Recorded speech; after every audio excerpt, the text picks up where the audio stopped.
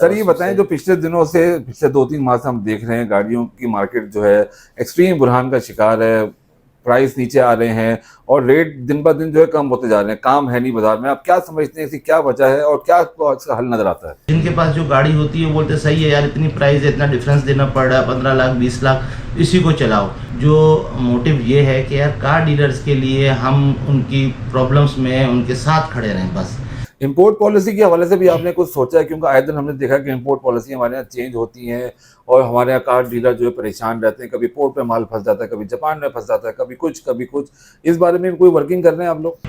ABS break और air bag 96 से Japan में कंपलसरी है। पैसेंजर का एयर बैग नहीं दिया, एक एयर बैग दे के बहुत एहसान किया कि जो ड्राइवर को एयर बैग दे दिया, पैसेंजर का एयर बैग।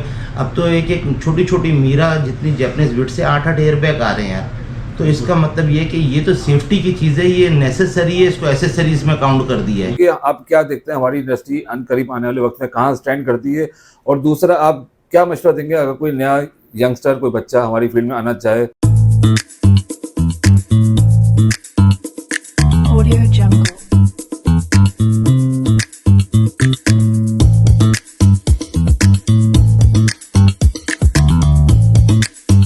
Audio Jungle.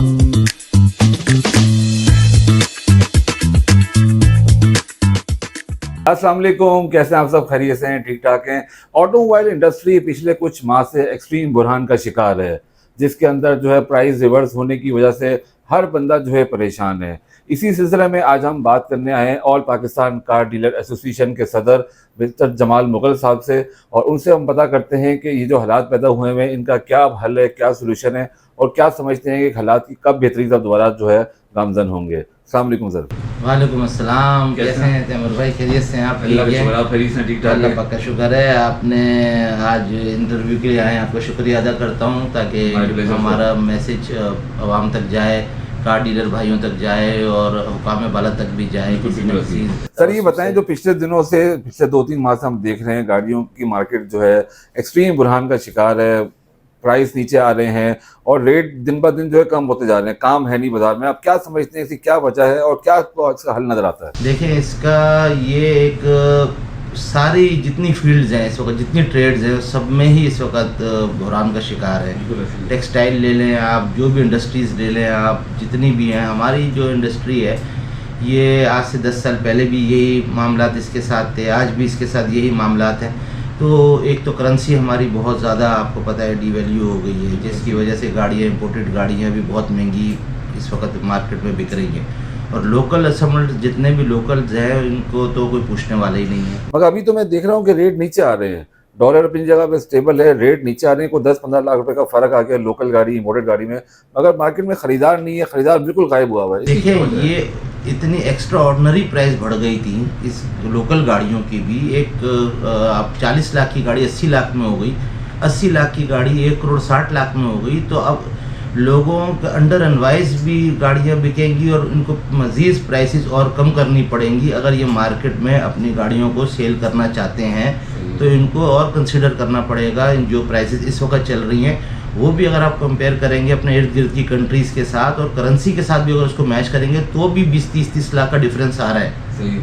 तो इस वजह से ये सारे मामलात हैं जो मार्केट अनसडन हुई हुई है। किसी को जो बेचने आता है हमें पता ही नहीं चलता वो कि अपनी मर्ज़ी से पैसे मांग रहा है। हम अपनी गाड़ी किसी को बोलते हैं आप ख़रीदें तो वो अगला बोलते हैं इतने पैसे। तो इस वक्त ना हम कोई गाड़ी बेच सकते हैं ना ख़रीद सकते हैं। अजीब सा सिनेरियो चल रहा है। इसका हल क्या है? आप क्या समझते हैं, इसका हल कैसे निकलेगा? कैसे सारी चीज़ें दोबारा रूटीन में आएंगी? इसका हल तैमूर भाई ऐसे निकलेगा कि एक तो हमारी जो गवर्नमेंट को चाहिए कि इन कंपनियों को कहे, इनको पाबंद करे कि भाई आप प्राइसेस कम करें। आप असेंबलर्स हैं, अभी तक मैन्युफैक्चरर नहीं है, आप लोगों ने कोई डिलीशन प्रोग्राम नहीं दिया, आप लोगों ने स्मॉल इंडस्ट्रीज़ नहीं लगाई, रोज़गार नहीं दिया। आपकी क्वालिटीज़ क्या है? इनकी क्वालिटीज़ बन रही हैं लोकल गाड़ियों की। उसके बाद जो प्राइसेस हैं वो लोगों की रीच से ऊपर निकल चुकी हैं। लोगों की जो है वो अब इस वक्त जो हालात चल रहे हैं कि आप समझते हैं कि कोई 4-5 करोड़ रुपए वाली गाड़ी तो बिक रही है, लेकिन 70-80 वाली इसलिए नहीं बिक रही कि मिडिल क्लास को सबसे ज़्यादा अफेक्ट हुआ है इस इकॉनमी की, मईशत को इस वक्त जो गिरी है हमारे मुल्क की। तो वो अपने घर का पूरा करेंगे या गाड़ी चेंज करेंगे। अब जिनके पास जो गाड़ी होती है वो बोलते सही है यार, इतनी प्राइस है, इतना डिफरेंस देना पड़ रहा है, 15 लाख 20 लाख, इसी को चलाओ।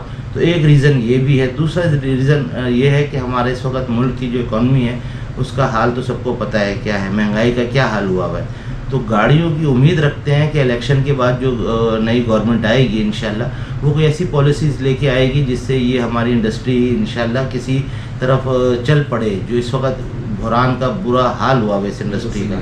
आप अभी रिसेंटली सदर बने, माशाल्लाह, आपको मुबारक हो उस पर। आपके क्या टारगेट्स हैं, आपके क्या गोल्स हैं, आप इस इंडस्ट्री के लिए क्या करने जा रहे हैं? देखें, हमारी जो all Pakistan car dealer association बनी है उसका मैं सिंध का प्रेसिडेंट हूँ, इसी तरीके से चेयरमैन है, और उसके बाद फिर उसकी पूरी कैबिनेट है सिंध की, इसी तरह पंजाब की, KPK की, बलूचिस्तान की, इवन कश्मीर गिलगित बिल्तिस्तान में भी हमारे कार डीलर्स जो हैं इस एसोसिएशन के अंदर माशाल्लाह मेंबर्स बन रहे हैं। तो इसमें ये लाइफ में फ़र्स्ट टाइम जो है पूरे ऑल पाकिस्तान लेवल की ये पहली एसोसिएशन बनी है जिसमें हज़ारों की तादाद में कार डीलर्स लोगों ने अपनी मेंबरशिप की और करवा रहे हैं कि भाई हमें मेंबर बनना है। हमारा फ़र्स्ट ऑफ़ ऑल जो मोटिव ये है कि यार कार डीलर्स के लिए हम उनकी प्रॉब्लम्स में उनके साथ खड़े रहें, बस उनमें टैक्सेस के मसले आए, उनके अंदर आपके जितने भी मामलात आते हैं, रोड के मामलात आते हैं, शोरूम वालों के जितने भी प्रॉब्लम्स होते हैं, मसाइल होते हैं। 28-30 साल मुझे भी इस फील्ड में हो गए, 10-15 साल माशाल्लाह आपको भी हो गए इसी फील्ड में।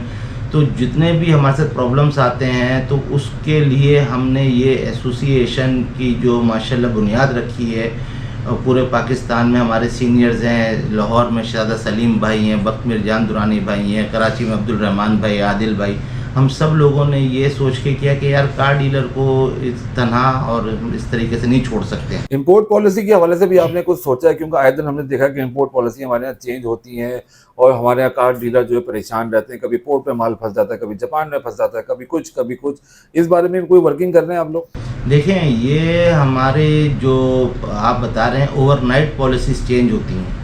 इन्वेस्टर अपना इन्वेस्ट नहीं करता है। अब शोरूम वाले के पास इतना, हर शोरूम वाले के पास कोई ना कोई इन्वेस्टर्स होते हैं कि कोई 20 मिलियन लगाते हैं, कोई 40 मिलियन लगाता है, कोई 50 मिलियन लगाता है ताकि गाड़ियाँ उठाएं, लें, खरीदें, बेचें। तो ओवरनाइट पॉलिसी से बहुत बड़ा इम्पैक्ट पड़ता है इम्पोर्टर्स इन्वेस्टर्स को, और फिर वो इन्वेस्टर अपना पैसा खींच लेता है और उस वजह से वो इन्वेस्ट भी नहीं करता है। और जबकि हमारी जो फील्ड है ऑयल एंड गैस के बाद सबसे ज़्यादा रेवेन्यू देने वाली ये फील्ड है हमारी, क्योंकि आप ये देखें कि पोर्ट पे जितनी रेवेन्यू जा रहा है, ड्यूटी के मद में जो हम पैसे भर रहे होते हैं, एक उसको आप देखें, फिर इधर एक्साइज में जो रजिस्ट्रेशन होती है उसको आप देखें, फिर उसके बाद आप इधर देखें कि जब गाड़ी इधर आती है तो इस फील्ड के साथ कितने हज़ारों लोग मुंसलिक हैं जिनके चूल्हे चल रहे हैं। अब बात एक चार बंदों ने एक गाड़ी पार्टनरशिप में ली होती है, उठाई होती है, उनके अखराजात, उनके खर्चे तो चल रहे हैं ना, तब वो सारे अफेक्ट कर रहे हैं इस इंडस्ट्री को, इस अनसडन मार्केट की वजह से जो इस वक्त सिनेरियो चल रहा है। तो उम्मीद हमारी गवर्नमेंट से यही है कि भाई हमारी इंपोर्ट को कमर्शियल किया जाए, फर्स्ट ऑफ ऑल कि हम अपने NIC पे, अपने शनाख्ती कार्ड पे गाड़ी मंगाएं, और इर्द गिर्द के साइड के जो हमारे पड़ोसी ममालिक हैं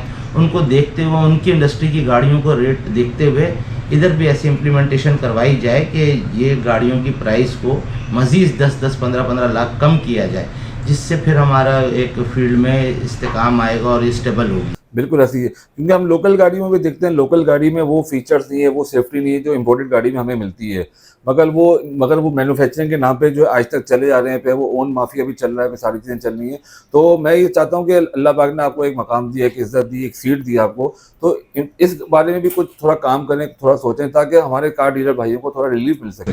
देखें तैमूर भाई, इसमें हम लोग तो आज से नहीं 15-20 सालों से इसी ओन माफिया के ख़िलाफ़ लगे हुए हैं। हर फोरम पे हमने आवाज़ उठाई है, हमने प्रेस क्लब में भी गए हैं, हम कंपटीशन कमीशन ऑफ पाकिस्तान जो अदारा है जो ये लोकल गाड़ियों को देखता है, इसमें मैं खुद जाके मैंने शिरकत की है। वहाँ पे मैंने काफ़ी ऑब्जेक्शन किया कि जी इनको कोई चेक एंड बैलेंस नहीं है, कोई अदारे पूछते नहीं है इनको अपने हिसाब से। अब इन्होंने एयरबैग शुरू किए हैं, जबकि ये कंपलसरी है 96 से जापान में, ABS ब्रेक और एयरबैग 96 से जापान में कंपलसरी है। यहाँ अभी भी बहुत सी गाड़ियों में मैं देख रहा हूँ आज भी नहीं आता, आज भी नहीं आते हैं, सीट बेल्ट तक नहीं आते थे। तो यहाँ कौन पूछता है भाई? आप मटेरियल देखें, क्वालिटी देखें कि गाड़ी की ना वो क्वालिटी है ना मटेरियल। फिर लोग चाहते हैं जापानीज़ गाड़ी नहीं, लेकिन जापानीज़ गाड़ी भी अनफॉर्चुनेटली इतनी ज़्यादा रिस्ट्रिक्शन है, पाबंदी है कि ओवरसीज़ पाकिस्तानी भाई भी जो है इस वक्त परेशान है कि हम ख़रीदेंगे गाड़ी जापान से तो यहाँ हम ला के फिर किसको बेचेंगे, यहाँ कौन खरीदेगा, कॉस्टिंग बढ़ अगर गई है सर डॉलर बात की ये वजह यहाँ से। कोई पूछता नहीं है, मगर हम अपने बच्चों को कैसे पढ़ने दें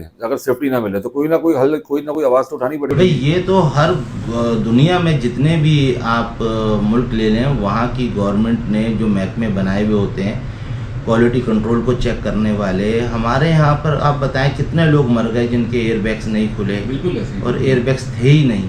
उस ज़माने में भी 10-10, 15-15 लाख की एक्सेल है, आपको याद होगा GL आई थी, उसमें एयरबैग नहीं होता था। पैसेंजर का एयरबैग नहीं दिया, एक एयरबैग दे के बहुत एहसान किया कि जी ड्राइवर को एयरबैग दे दिया, पैसेंजर का एयरबैग।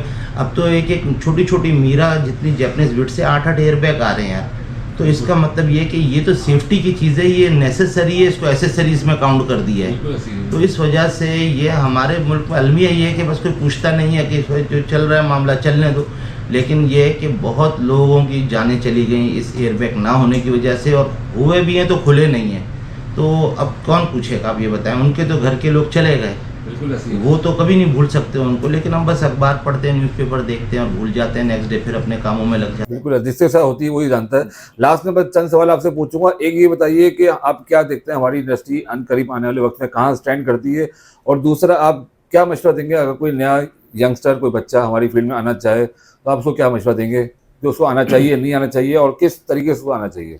देखें, बिल्कुल हम अपनी उम्मीद रखते हैं, उम्मीद पे दुनिया कायम है कि इंशाल्लाह उम्मीद है कि नेक्स्ट जो 2024 आएगा उसमें हमारी इंडस्ट्री कोई सेटल हो जाएगी, ऐसे मामलात हो जाएंगे इंशाल्लाह कि इंडस्ट्री जो इस वक्त बुरान का शिकार है निकल जाएगी सिनेरियो से, फेज से। ये हम उम्मीद तो रखते हैं और उम्मीद पे दुनिया कायम है। रोज़ सुबह निकलते हैं, घर से आते हैं अपने ऑफिस में, तो उम्मीद से ही आते हैं ना कि कुछ ना कुछ अल्लाह पाक बेहतर करेगा। तो दूसरे जो यंगस्टर आना चाह रहे हैं, बस यही कहूँगा कि यंगस्टर बहुत तेज़ भागते हैं, और बहुत जब तेज़ भागते हैं तो मुंह के बल गिर जाते हैं। तो जितनी चादर हो उतना ही पैर फैलाने चाहिए, अपने लिमिट में काम करना चाहिए, ओवर ट्रेडिंग नहीं करनी चाहिए। पूरी गाड़ी कैश की पेमेंट में लें, कैश की पेमेंट में बेचें, पूरी वेरिफिकेशन करवाएं, जिसके नाम पर हो उसके नाम पे पे ऑर्डर बना के उससे ख़रीदें। पूरे तहकीकात के बाद CPLC की वेरिफिकेशन, एक्साइज की वेरिफिकेशन के बाद, और जब बेचें तो उसको फ़ौरन पार्टी के नाम करवा के बेचें। ये कुछ चीज़ें हैं, कुछ अपने SOP बनाएं, कुछ फॉलो करें, अपने ऊपर भी इम्प्लीमेंट करें, दूसरे पे भी वो इम्प्लीमेंट करें, तो इंशाल्लाह इंडस्ट्री बहुत अच्छी है। दुनिया में कहीं भी आप जाएंगे तो आपको ये, अगर फील्ड में आपको एक्सपीरियंस होगा तो दुनिया में कहीं भी आप जाके अपने ये काम कर सकते हैं। ये माशाल्लाह ऐसा काम है कि ये एक मूवेबल प्रॉपर्टी है कि जब आप इस काम को वाइंड अप भी करना चाहें तो गाड़ियाँ बेचें, वाइंड अप हो जाएगा। ये वो इंडस्ट्री है माशाल्लाह। बिल्कुल ऐसी है।